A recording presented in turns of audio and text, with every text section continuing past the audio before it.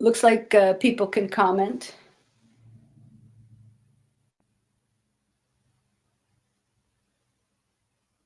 Hello, everybody. Adam Bryan here, and I'm with Lisa S. Child today, and we are talking about the Oregon pipeline, and she's got lots of information here.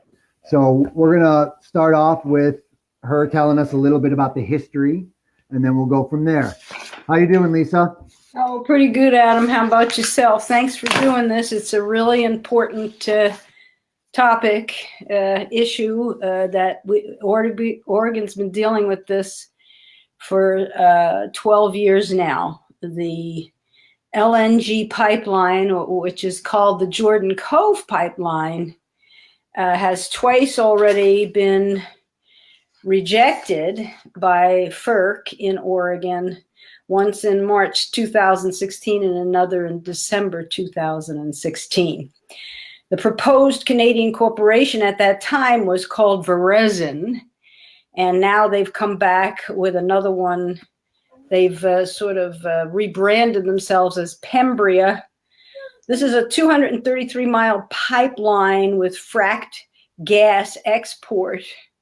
The dirtiest tar sands fuel extraction process, transported, so many explosions and all kinds of problems. I like to use the phrase pipelines are landmines. It's not whether we are going to have an accident. If we are going to have an accident, it's when we're going to have an accident. You can do some research. Anybody can go and research there. It's something like close to 1 million reported accidents in 50 years. Imagine being a business with that kind of a record. And those are just reported accidents. We're not even looking at accidents that weren't reported.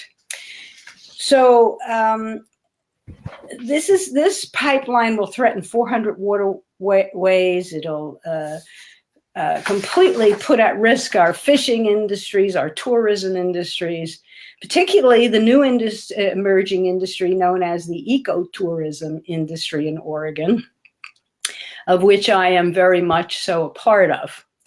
And so this is the campaign to stop the Jordan Cove pipeline. It's a liquid natural gas pipeline. And as I said, the pipeline will go through Oregon, through rivers, and they'll rip out forests along the rivers, and they'll inject poisonous, cancer-causing, toxic chemicals into the pipes as they go through the ground and the water. And anyway, we've said no, and we want this to be the last time we say no. Jeff Merkley is on board with us. Senator Jeff Merkley is saying no to the pipeline. Governor Brown has not made a commitment. She does have on the agenda in the House and in the Senate a clean energy jobs bill that they've been discussing and putting committees together from 2018. They expect to get this bill going in 2019, which would require major polluters, the huge greenhouse gas polluters, to pay for every ton of climate pollution that they emit. Currently, 90% of all cleanups and that are caused by the fossil fuel industry, 90% of that cost is taken up by our tax dollars. We pay for it. Amazes me. I can't believe we paid. And people that don't like communism, that's corporate communism right there. We are paying for their cleanup, and they don't even pay taxes. Right. So this bill hopefully will reverse that, and they will have to pay for their own cleanup. I won't go into we can get into the details maybe in another time, but what's really essential is that that there is going to be some hearings, important public hearings held this coming January 7th, Monday, from 5:30 to 8. Okay, let me pull those up real quick for you. We're going to put some links on for this. Adam will put some links for it. rogueclimate.org in Medford, Ashland, Southern Oregon area has a website, and they have all the information about how to contact Department of State Lands and FERC, the Federal Energy Commission, in order to submit your comments. And there, that's January 7th, Klamath Falls Community College, January 8th, Jackson County, at the Central Point, Jackson County Expo. That's where that's going to be held. And the one January 9th will be held at Seven Feathers. And the one January 10th will be held in North Bend. And January 15th will be held in Salem. So all of those are on the website, rogueclimate.org, and Adam is showing the page right now, the link. You can click on that link, or you can go to rogueclimate.org and look for, and just put in Jordan Cove, type in Jordan Cove Pipeline in the search line. So there's links there to submit a link to make a quick comment, and it's really easy to make a comment. All you have to do is type your name, email, and your zip code, and then there's a box where you can type your comment, and there's plenty of guidelines what to say, and that's all on the website here, like quick facts. This is a Canadian corporation. It's a foreign corporation. They are going to be exporting this dangerous, filthy, toxic, highly explosive liquid natural gas. And they're going to transport 1.2 billion cubic feet of fracked liquid natural gas, where it'll be shipped overseas from a new export terminal, which is right on the coast in Jordan Cove, where the tsunami is subject to tsunamis and so forth. The traditional tribal territories, cultural resources, and burial grounds are threatened by the pipeline, aside from all wildlife and our clean soil, our clean air, everything, our water.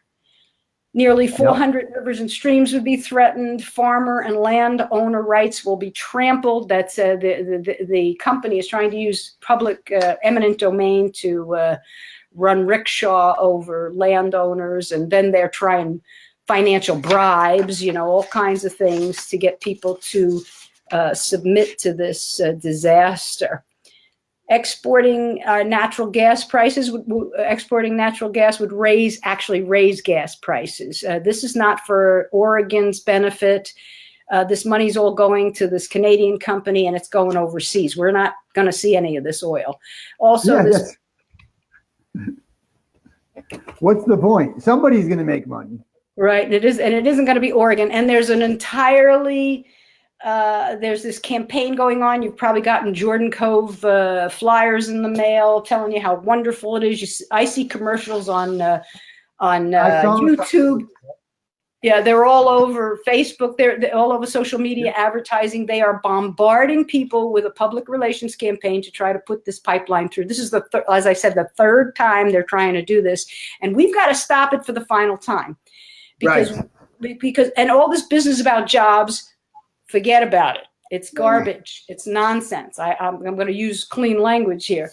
So it's this is highly explosive, and we all know that we saw people incinerated in their homes and in their cars in California. We will not allow this to happen. It cannot happen.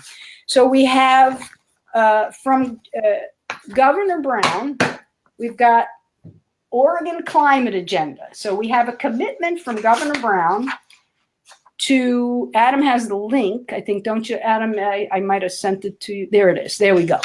So you can copy this link. We're going to post these links on the, somehow or another, we'll post it on the networks and sites that we have.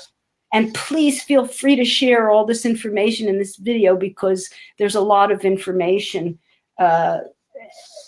that we need to know. So this is a bold plan. There's an executive summary, a vision. Oregon has a strong, innovative, and inclusive economy that achieves the state's climate emissions goals through a complementary set of policies, including least cost market-based greenhouse emissions pricing program. So we're going to be pricing the carbon, the climate polluters. We're going to be making them pay for their climate, their emissions. Also, there's going to be by 2050, we're going to have something like 50% of electric buses on the roads. This is a really, Yes. it's a very forward-looking agenda. But what we want to do is we want to hold Kate Brown to this. We want, we want the rhetoric to match the action. Walk the walk, and we are going to put the brakes on fossil fuels, and we are going to put forth our green economic development program. Some of it, some components of it that I had proposed to the Umpqua, the Business Development Corporation here in Douglas County, Oregon, which was rejected in 2008. That was 10 years ago, a decade. If I was able to move this plan forward, we would be in an entirely different place in Oregon right now. And I am asking for support from everybody to get behind this program, which is very, very, it's forward-looking. It has a good mission. We were looking at electric buses. We've got electric trucks. We've got high-speed rails. We have solar windows. We've got solar awnings, solar shingles, solar roads. I have so many things here that I can't even begin to share with you. In the interest of time, I would like to share maybe at another time some of the agenda that I put forward, just to give you a little example about how much we've ignored technology. There's a solar cell that worked at night, April 1989, in Popular Science magazine. So we have amazing technology. Also, I'm sorry, Adam, go ahead. No, I'm saying I know we should be way ahead in everything. The tech, all of that. There's reasons why we're not, and that's another story. But we're dealing with some very powerful international figures that have been sabotaging this movement for, at least as far as I know, for 40 years. Yeah, so if we only cover with solar roads, and again, this was in 2008. Okay, so the technology, just like when you buy your computer, the computer's obsolete. This tech, we're way beyond. We're on Mars. We've got the Hubble telescope. So I've heard for years we don't have the technology. That's a lie. Yeah, that's not. Tesla's got 100% electric semi truck that gets 700 to 1100 miles to the charge. The brakes charge the battery. The battery has been the issue. And we've come very, very far. We've solved that problem. Okay, we solved all these problems. We don't have everything you hear that's negative about electric vehicles and solar and all that. Take it from me. I've been researching this for 40 years. In the past couple of years, we made the quantum leap. It's a matter of the leadership making the quantum leap. And so just to give you a real quick statistic, 1.7% of continental U.S. land surfaces, if that was covered with photovoltaic solar collectors on the road with the solar roads, we could produce enough power to meet the nation's total energy demand. So just not even 2% of the roads to be covered in solar panels. And we could generate all this electricity. There's solar windows. Imagine every single high-rise covered with solar windows, and you don't have to take the windows out. There's a film they put on the windows. And I worked. One thing, just real quick, but I always wondered. So you got a car and you put the gas in and stuff, but the wheels spin. So I mean, at least this was a long time ago. At least we could have long time ago. Like we could have been powering the cars from the spinning wheels. Right. Yes. There's so many things. Not the gas, but all the electricity. Right, right. And even, just driving driving the air, the forced air could be Yes. captured and You can produced. have wheels on your car. These, like kids in a sixth grade science experiment class could figure something like this out in a lesson plan. So, I laugh in the faces of commissioners and so-called representatives when they say, oh, we don't have the technology. Where's the money going to come from? Well, I solved all those problems in my Green Economic Development Plan, where the money was going to come from and so forth, and how we were going to do this. And that is the reason why I was not allowed to make an in-person appearance to present my plan, because it was indestructible. It solved every problem about where the money was going to come from, the jobs and the environmental impact report, and so on and so forth. So don't let anybody tell you any stories about we can't do this. This is doable, and it will be done if every citizen, every person, particularly young people. Let me tell you, we need young people. I'm tired of sitting at meetings with old people. Come and get involved. Get involved in the Democratic Party. You will not agree with everything. Go ahead. For that we have an issue here in Oregon, and this will be very brief, but for some reason, all the Democrats here seem to think that they should be leaning to the right to get Walden out and stuff, to get votes. I mean, Gomez, McLeod Skinner, they're all thinking. All I'm saying, I'm on everybody's side. We should be leaning to the left, because then we get the kids involved. They're not going to get involved if we lean to the right. We lean to the left, and that means we need to bring ideas and policies like tuition-free college, and payer. And it's very simple, but I don't know why people here seem to think that we need to lean the wrong way. Well, one of the problems we have, and we can handle this. It's a matter of, and I do it too. It's like, okay, when someone says something that I disagree with, and then I try to explain it to them, and they start parroting talking points that it's like it boggles my mind, because we need to think critically, and we have the solutions for every problem. There are an infinite amount of solutions. So I like to go to the Solutions Project, and Leonardo DiCaprio has a Solutions Project. Go online and check it out. Also, I want to recommend that we'll put a link up for freespeech.org, democracynow.org. The Democracy Now! went to the climate summit. It was in Portugal, wasn't it, or something this year? And actually, they were talking to the people on the ground, so you get the real sense of where things are going. And then you have a better idea when you see that somebody from the United States, the administration, was talking about coal at a climate summit. Just boggles the mind. But that's for the elections. We'll talk about the 2020 elections maybe another time. Yeah, exactly. So I also have this here. So let's tell them about the Capitol switchboard. Oh yeah, everybody needs to call the Capitol. And by the way, it only takes a couple of seconds. They don't let you talk very long. So I think, did we post that, Adam? You got that on there? There it is, 202-224-3121. So what I do is in the morning, they on the West Coast, they open at 6 o'clock. I'm up early, and I read something in the paper, and I get on the phone. I call somebody, whoever it is, and I say, well, why is this happening?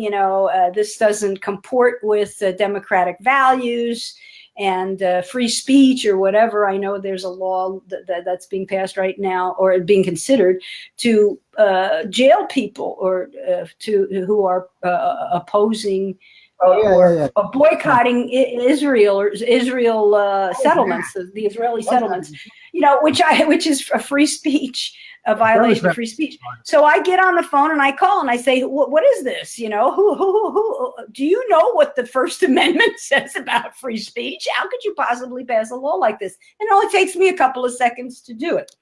Now, the recording will tell you can only put in your zip code, and then you only go to your representatives. But if you wait and you press 0, you can go and ask for a representative that's not your representative. And they cannot tell you that you're not allowed to talk to this person because you're not in their district. You can talk to anybody and make any comment about anything anybody's doing. Right. Yes, that's true. I know that firsthand. People try to tell me, why are you worried about the congressperson in Washington? Because I live in the United States. Right. And we also we need to focus on the local elections too, because all of the, first of all, the Jordan Cove pipeline, the people behind that, Pembria, the fossil fuel industry, are into our small business administration locally here in Douglas County. They are investors. So if I go to them and I say, I want to do this green economic plan, I want $1 million for an electric bus so I can do ecotourism, and they say, well, we can't give it to you. You know, I mean, are they going to invest in my wonderful idea that's going to put them out of business eventually? So we need to pay attention locally to what's going on. Pipelines were laid in Sutherland, Oregon, which is in Douglas County, to put gas energy into an already established manufactured home park for over 55 people that had electricity. They did not need gas. So they put that line in there and put gas in there. So instead of building this infrastructure for fossil fuel, we need to build our infrastructure for renewables. Also, I want to, part of the plan, the sustainability plan, is to grow hemp. Hemp, everything. These glasses, soap, shampoo, towels, bedding, mattresses, building materials. I went to a Hemp Creek workshop in Grants Pass at the Apri City Winery, and I actually mixed hemp with lime and water, and we packed it into the walls. Clothing. Nice. There's so many things we can do with hemp. Plastic that takes 80 days to disintegrate in the landfill. So many things we can do with hemp. So half-life of almost forever. But fuel. So what's the first thing we need to do to fight this pipeline? I know we got to go. I see that you have one of those events that you said is going to be in Central Point, and I'm going to go there. Yeah, so I'll be there on Central Point. Yeah, we've got to make sure you tell all your friends and family and business associates to go to these hearings and tell them we've got a green economic development plan. We don't need this. Okay, that's the basic. But so call your people, call the switchboard. Get a hold of the Congress people. Kate Brown, it surprises me she's not fighting it. We got to get her to go against it. We need her on board to do this. And Rogue Climate Action, we'll put their number up on the we'll put their link and their number up too on the site. And so you want to attend those meetings. You also want to go to that website, the website where you can write a comment, and it's very easy to do this. And if you have any questions, don't hesitate to contact me or Adam on private message or through the site. What is it? Right here, we're live in Medford, Project Medford, and you can go right to the message button right on the Facebook page and click, and it calls right here to the office. You'll get a call. It's my house. Okay. Well, I think you need to change that number though, because we'll change the one that's. Okay, good. All right. So you go ahead, Adam, and let us. Well, I just wanted to make sure that we're getting on the page. I mean, we're going to get that. I'm going to go to the thing on Central Point, and then I'm going to probably do a live stream out of there. I'm going to try to get as many people there that we can get. People there are going to be involved, so we can get more of a group of people there. And then from there, the other direction, another way, a little bit. Oh, you know what? I can do. Well, I just showed you something cool. It was this is a solar flower, and you can store energy in the base. It goes up and down there's so much cool new technology that I'd like to share with you. But meanwhile, we're going to make sure that everybody attends the comment events, the public hearings and comment events for Jordan Cove, and Adam, you're going to put that link up. Yep. All the links will be connected in about 15 minutes to this this post. I'm going to share the post around. We need everyone to come out to these the Pacific Connector Pipeline website. There's the events. I'm going to go to the one in Central Point, and then from there we want everybody to call Kate Brown, switchboard. Is there anything else people can do right now between now and the next time we go live, which will only be probably next week? Well, I would suggest you call Rogue Climate. You go to Rogue Climate. They have a lot that they have all of the information on their websites. And if you need to carpool, they have carpool. They can carpool you to the events, which, you know, Nice. some people need. Some people can't drive at night because, you know, they have vision problems. Let's stay in the spirit of things in carpool anyway. Right. So go rogueclimate.org and you can call them. They're really good about answering the phone. That's Hannah and several people over there. Allie, Sarah. They're just a great group of people who have been lobbying for about 12 years now. They've been lobbying for the to get rid of this pipeline. And I am so grateful that you all are attending. Make sure you call the Capitol Switchboard, call your senators, your representatives, everybody, and say, we do not want this pipeline. That would be Jeff Merkley, Ron Wyden, and everybody, even Craig, what's his name, Walden down there in Josephine County, everybody, you know, and our local representatives, you know, Przanski, and all the Cedric Hayden or something, you know, call their offices and tell them, how do you stand on this? And tell them, we want solar roofs, solar carports, solar awnings, solar blinds, solar roads. We want electric buses. We have this technology, and that's what we want. And we want it now, not 5 years from now. We want it right now. Yes. All right. All right. So call Rogue Climate. Go to Rogue Climate. You're going to help us.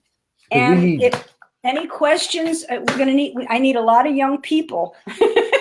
Somebody who might want to intern in my office to take some of this. Well, I can get some people on board. I can do it. Okay. Yeah. Let's get everybody on board so that I can. As you can see, I've got tons of stuff here. Yeah. And also we need somebody to do GoFundMe Start Your Engine so we can get this the ecotourism business off the ground. We can start driving everybody around in electric buses. Okay. Right. So, all right. Sounds good.